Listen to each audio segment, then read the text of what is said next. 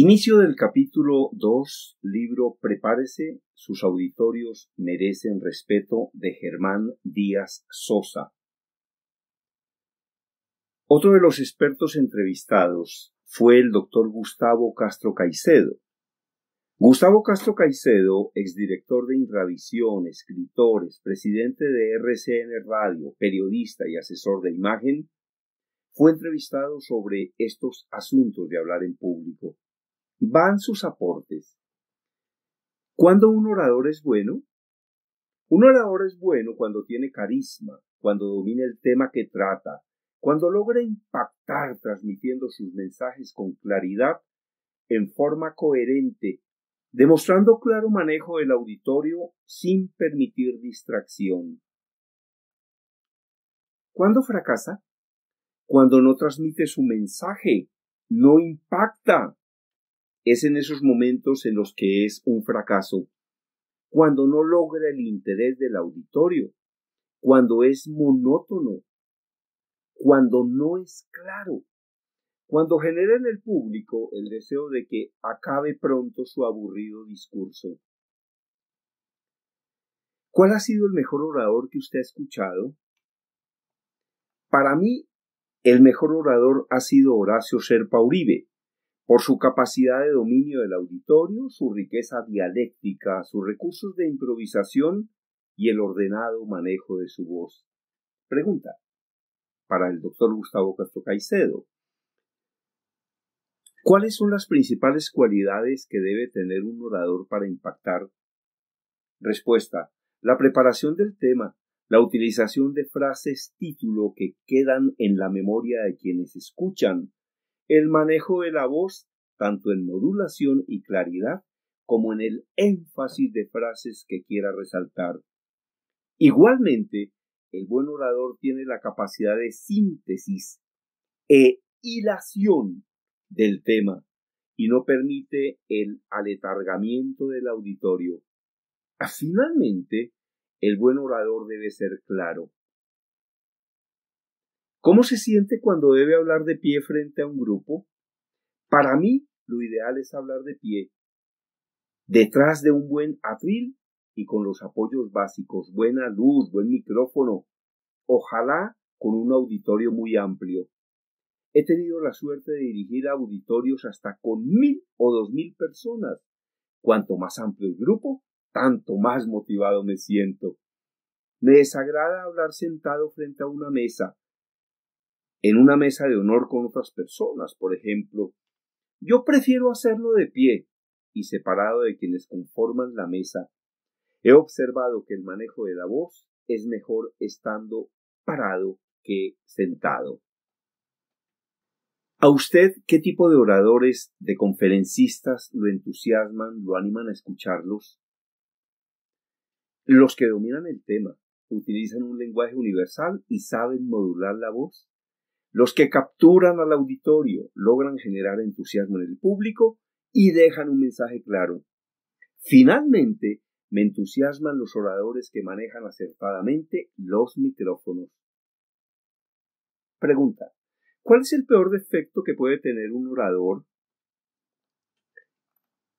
La improvisación del tema, cuando no lo conoce. Otro defecto sería la voz monótona, la inseguridad al hablar y el yoísmo, es decir, la petulancia.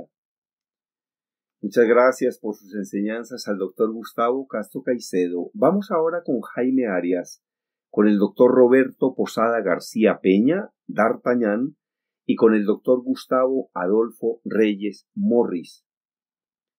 Por su parte, el exministro presidente del Directorio Nacional Conservador y senador de la República, Jaime Arias Ramírez, opinó: en su concepto, cuando un orador es bueno, cuando transmite su discurso en pocas palabras.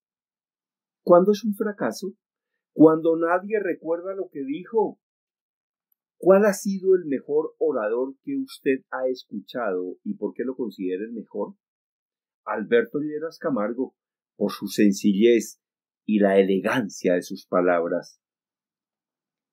En su concepto, ¿cuáles son las principales cualidades que debe tener un orador para impactar al auditorio? llegar a la audiencia, conmover a quienes escuchan. ¿Usted cómo se siente cuando debe hablar de pie ante un grupo? Siempre tengo temor, sobre todo si el grupo es pequeño. ¿A usted qué tipo de oradores, de conferencistas lo entusiasman, lo animan a escucharlos? Los serios, directos y honestos. ¿Cuál es el peor defecto que puede tener un orador? Hablar largo y floridamente. Y ahora van las respuestas de uno de los periodistas más influyentes y leídos de Colombia y de América Latina, Roberto Posada García Peña. Él firmaba como D'Artagnan sus crónicas y artículos en el periódico El Tiempo. Abogado de la Universidad del Rosario, con especialización en Derecho Económico. Ganó 4 veces el premio de periodismo Simón Bolívar. Fue director de lecturas dominicales del periódico El Tiempo, columnista del mismo diario y director de la revista Credencial. En su opinión, ¿cuándo un orador es bueno? Cuando obviamente absorbe la atención del público, cuando lo cautiva. ¿En qué casos puede considerarse un fracaso? Cuando, tanto por el tono de su voz como por el ritmo de su alocución, no suscita ningún tipo de reacciones favorables ni desfavorables entre la audiencia. ¿A quién considera el mejor orador que ha escuchado en su vida? Indiscutiblemente, Alberto Lleras Camargo, justamente porque su voz era prodigiosa y su estilo literario aún más. En consecuencia, de la unión de esas dos combinaciones surgía un orador espectacular. Óigame, antes de la próxima pregunta para el doctor Roberto Posada García Peña, D'Artagnan, sería muy bueno para las personas que escuchan este audiolibro, o los que lo leen en papel, o los que leen el ebook, entrar un poco a Google y averiguar sobre Alberto Lleras Camargo.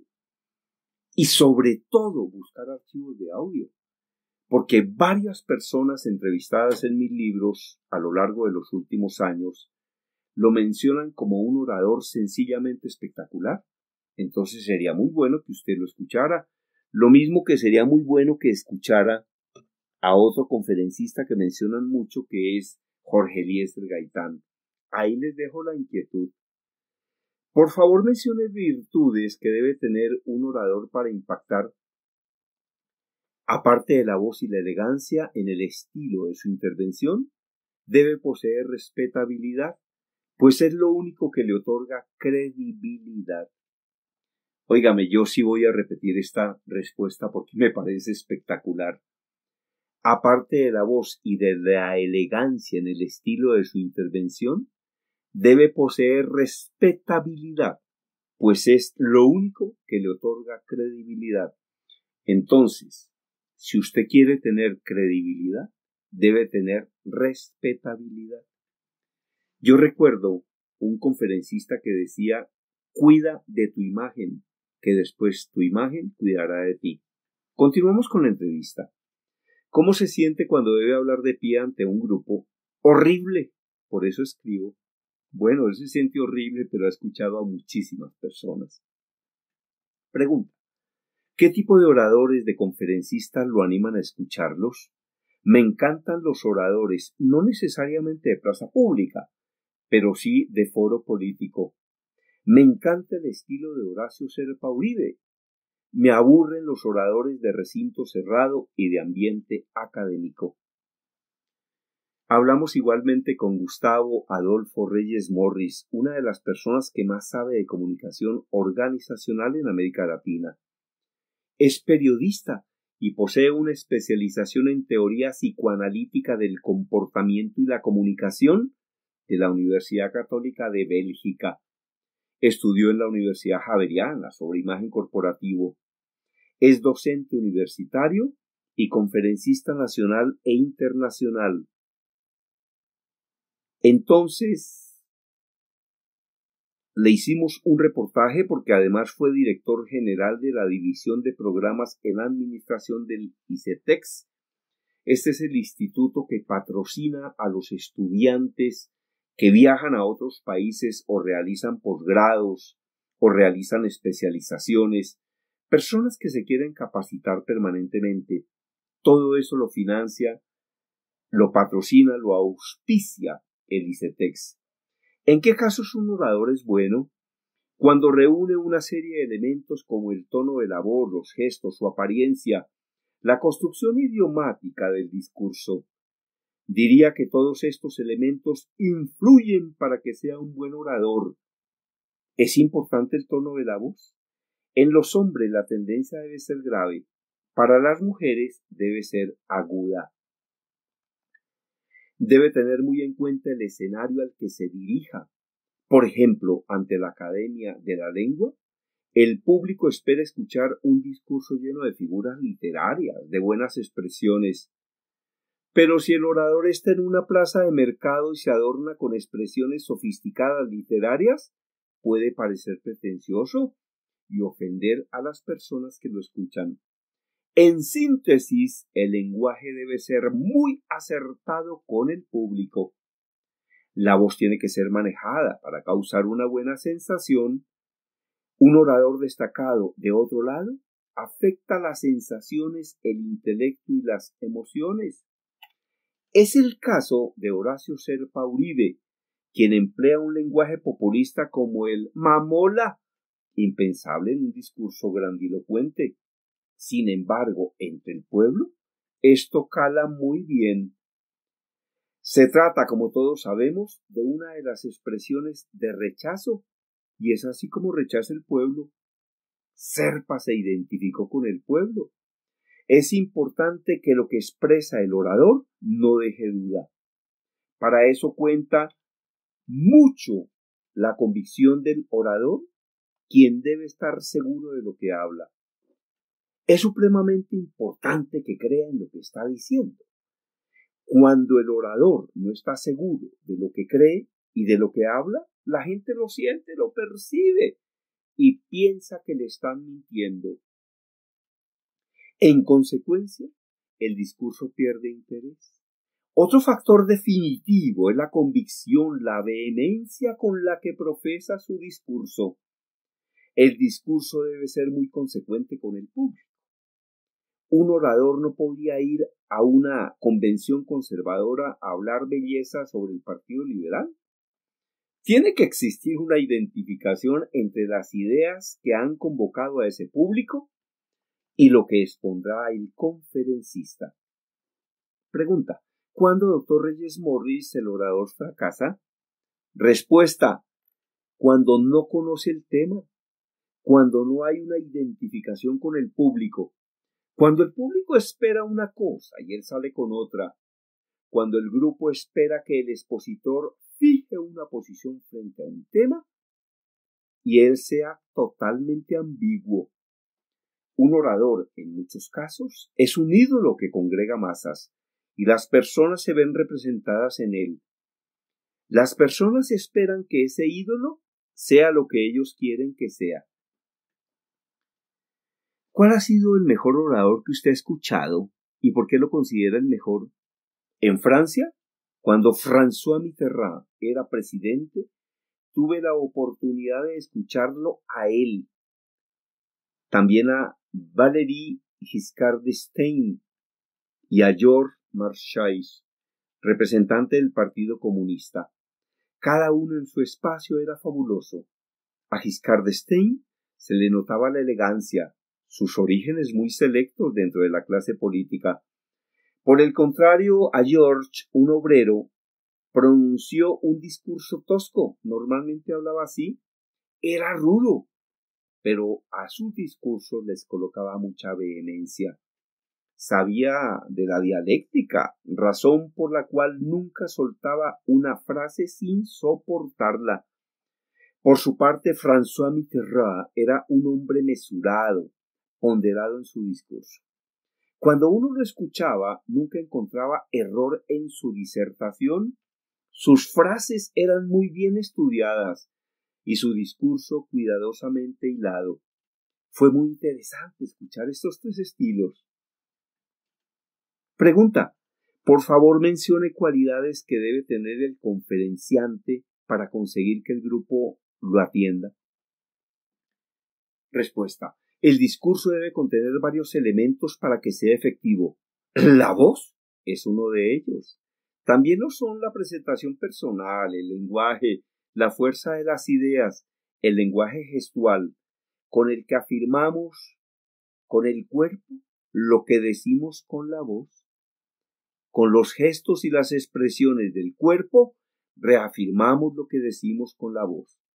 También es muy importante el lenguaje visual, con el cual le digo a los escuchas, los veo, ustedes son muy importantes para mí.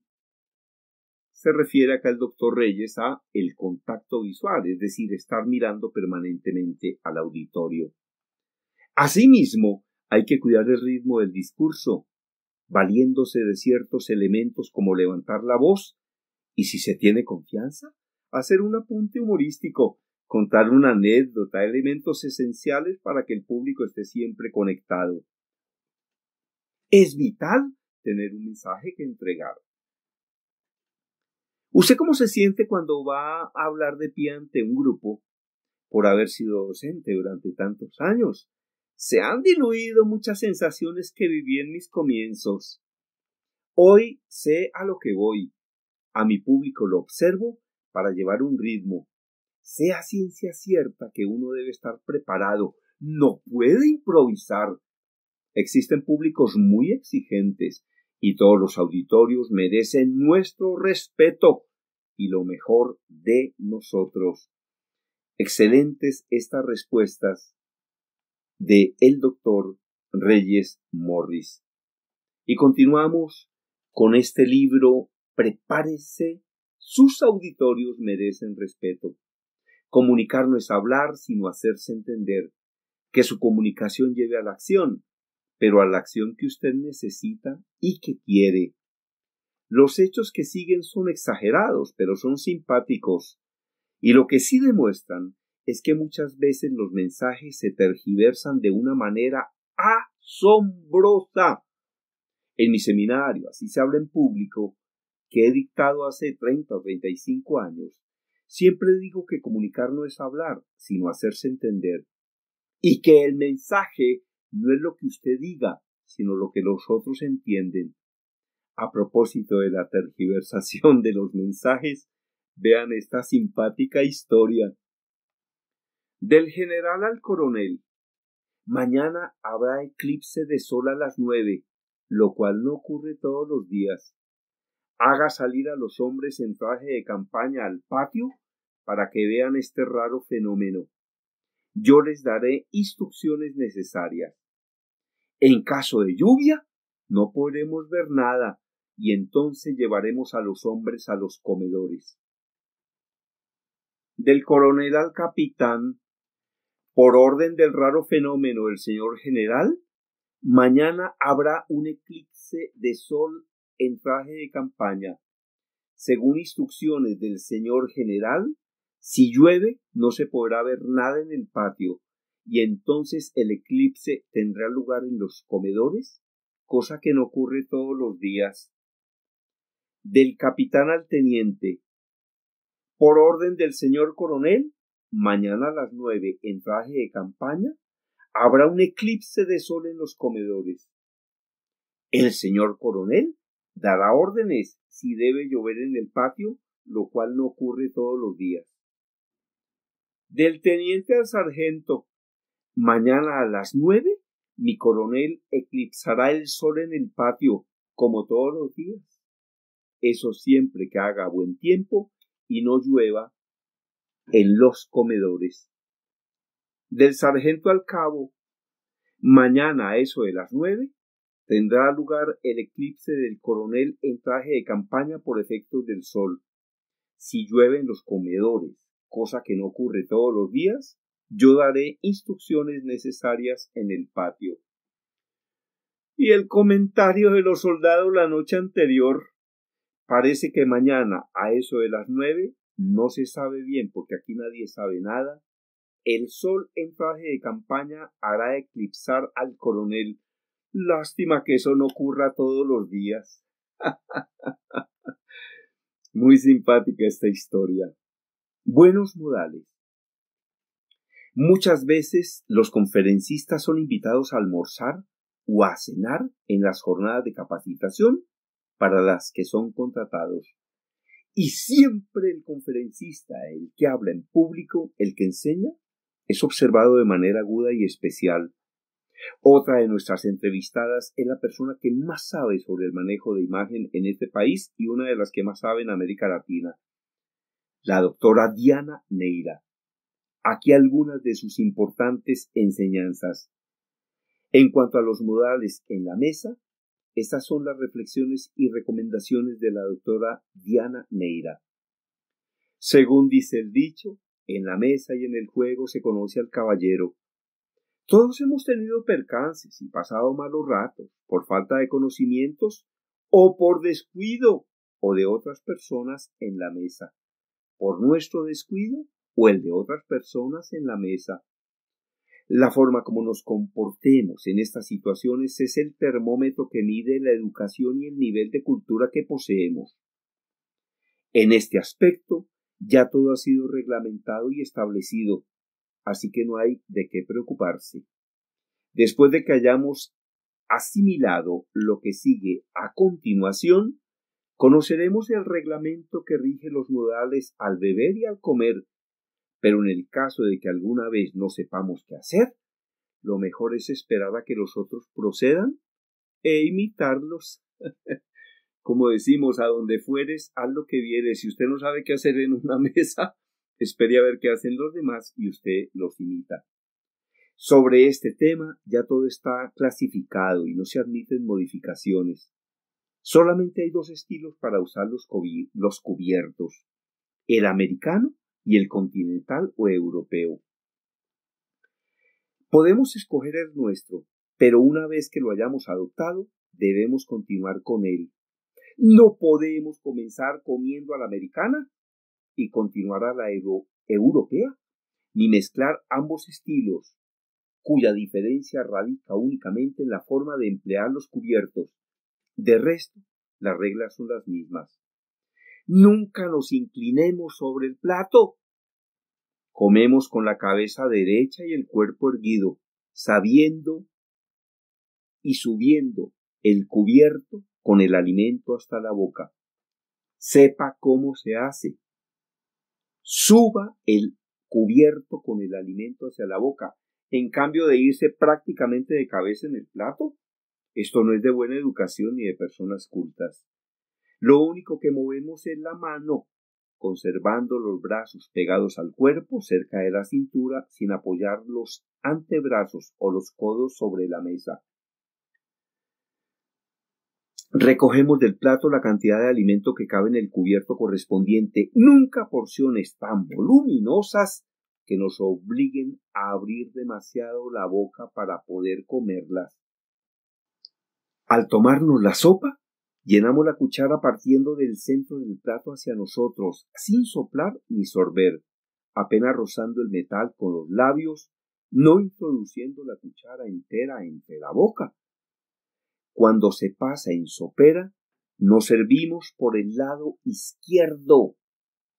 Cuando se pasa en sopera, nos servimos por el lado izquierdo. ¿Y con qué nos servimos? Con el cucharón correspondiente. En algunos restaurantes traen la sopa ya servida y la pasan por el lado derecho. El plato vacío siempre se retira por la derecha. Aunque la sopa esté deliciosa, no podemos ladear el plato tratando de recoger hasta la última gota o haciendo ruido con la cuchara. Dejamos el residuo que queda en el fondo. Cuando nos sirven la sopa en tazón, podemos levantarlo de las orejas. Al terminar, dejamos la cuchara sobre el plato de base y, a falta de este, entre el plato hondo con el mango perpendicular a nosotros, pero nunca dentro de la taza. El pan y todos los alimentos secos que acompañan las entradas y la sopa se sirven en el platico que tenemos a la izquierda y los líquidos a nuestra derecha. Igualmente, las bandejas con alimentos secos se pasan por la izquierda y los líquidos por la derecha. Nunca morderemos el pan ni lo cortaremos con el cuchillo. Partimos suavemente con la mano el trozo que nos vamos a comer. Si nos ofrecen 3 clases de pan, debemos escoger el que más nos guste porque si nos servimos todos, quedamos satisfechos desde el principio. Cuando hay una mantequillera para uso general, nos servimos con la pala correspondiente una pequeña porción en el plato del pan y untamos el pedazo que nos vamos a comer, no toda la rebanada a la vez. Si la mantequilla está servida en platicos, untamos trozo por trozo con el cuchillo sin filo que está junto o encima del plato del pan y lo dejamos recostado en el borde boca abajo mientras masticamos. Las tostadas pequeñas y los palitos italianos o grissines son los únicos que no quebramos con la mano, sino que los mordemos directamente. Cuando todos los comensales han terminado la sopa, se retiran estos platos, los del pan y los de la mantequilla. Podemos repetir cualquier alimento en lugar de servirnos una torre de comida. El mismo diseño de los platos nos indica hasta dónde debemos llenarlos. Los platos rebozados son de mal gusto y pésima educación, dice la doctora Diana Neira. Al usar un solo cubierto, los dos estilos se unifican. Por ejemplo, con el tenedor de la pasta siempre la enrollamos alrededor de los dientes del cubierto, sin ayuda del cuchillo ni de la cuchara. Cuando el tenedor se usa solo, lo cogemos boca arriba por la mitad del mango, con la mano derecha, en posición relajada y balanceada. Partimos los alimentos con el borde del tenedor. Partimos los alimentos con el borde del tenedor y mientras masticamos, lo dejamos sobre el borde derecho del plato. Al terminar, lo colocamos perpendicular a nosotros, no en el centro del plato, sino un poco a la derecha. Continúa la doctora Diana Neira del estilo americano. Siempre usamos los cubiertos en el orden en el que están dispuestos en la mesa, de afuera hacia adentro en relación con el plato. Oiga, cuando usted no sepa qué cubierto utilizar, úselos de afuera hacia adentro en dirección al plato. Están colocados en ese orden y en ese orden se usan de acuerdo con los alimentos que le pasen. Continuamos con la doctora Neira. Con la mano derecha cogemos el tenedor por la mitad del mango, de manera que no quede ni corto ni largo. Con el borde del tenedor partimos los alimentos, a menos que sea imposible, pero nunca cortamos con el cuchillo la yuca, el plátano ni la papa, excepto la papa al horno. Para cortar, cogemos el cuchillo con la mano derecha y apoyamos el dedo índice sobre el mango. Con la mano izquierda, pinchamos el alimento con los dientes del tenedor boca abajo. Lo enderezamos y lo pasamos a la mano derecha para coger el alimento y comerlo. Mientras tanto, el cuchillo se queda sobre el borde derecho del plato en posición diagonal, con el filo hacia adentro.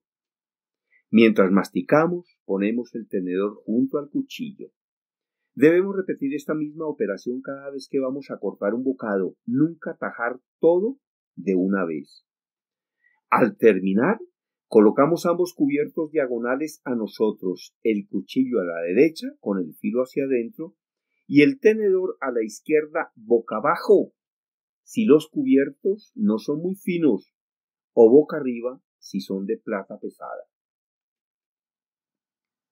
Si hay 2 cubiertos para el postre, no es para que escojamos uno de los dos, sino para que utilicemos ambos. Con la mano derecha usamos el que está de ese lado y con la otra mano el que está a la izquierda. Si los 2 cubiertos de postre están colocados al frente, cogemos el que está más retirado del plato con la mano derecha y el otro con la izquierda. Si el postre es un pudín o un flan, la cuchara se coloca a la derecha. Si es un ponqué, hojaldre o pie, el tenedor va afuera o a la derecha del plato. Apenas nos pasan el plato del postre, colocamos los dos cubiertos en la mesa, en el orden en el que vienen, para que el espacio esté libre cuando nos vayan a servir. Cogemos el tenedor boca arriba con la mano derecha y la cuchara boca abajo con la izquierda. Apoyamos el dedo índice sobre el mango y empujamos el postre hacia el tenedor. Nunca llevamos la cuchara de postre a la boca porque su función es auxiliar. Continúa la experta Diana Neira, estilo continental. El estilo continental. Todo el tiempo se usa el par de cubiertos correspondiente. El proceso de aprendizaje es más complicado que el estilo americano, pero con práctica es muy sencillo. Para los niños es ideal porque los mantiene ocupados, impidiéndoles jugar durante las comidas. Con la mano izquierda cogemos el tenedor boca abajo y empujamos los alimentos encima del cuchillo, inclusive el arroz, que logra mantenerse porque sus granos se incrustan entre los huecos que separan los dientes del cubierto, pero obviamente cabe menos que usándolo del lado convexo. Podemos reunir 2 o 3 alimentos encima del tenedor y lo conservamos boca abajo para llevarlo a la boca. Los 2 cubiertos se encuentran siempre en el centro del plato, dirigiendo los alimentos hacia ese mismo punto. Se sigue la dirección de las manecillas del reloj. Lo único que subimos y bajamos es el tenedor. El cuchillo siempre espera encima del plato, con el mango perpendicular a nosotros. Al descansar se dejan los cubiertos cruzados. Cuando nos pasan el plato servido, no estamos obligados a comernos todo, porque no tuvimos la oportunidad de escoger, pero debemos hacerlo cuando nosotros mismos nos hemos servido. Al terminar, no retiramos el plato, esperamos a que lo hagan cuando todos hayan acabado. Los platos se levantan por el lado izquierdo del comensal y se llevan en la mano o en una bandeja, uno junto al otro, nunca en torre, ni pasando los sobrados de un plato al otro antes de llegar a la cocina. Óigame, yo sí, de todas las recomendaciones de la doctora Neira, tal vez la que más apoyo es esperar a ver qué hagan los demás. Mientras uno no sea un experto, es mejor esperar que hacen los demás y hacer lo mismo. Hasta aquí, pues, las recomendaciones de la doctora Diana Neira. Consideramos importante reproducir textualmente estas consideraciones que aparecen en su libro Imagen de Hombre. Ojalá le sirvan a nuestros conferencistas. Y bien, este es el fin del capítulo 2. Libro Prepárese. Sus auditorios merecen respeto, de Germán Díaz Sosa. Es pues el fin de este capítulo.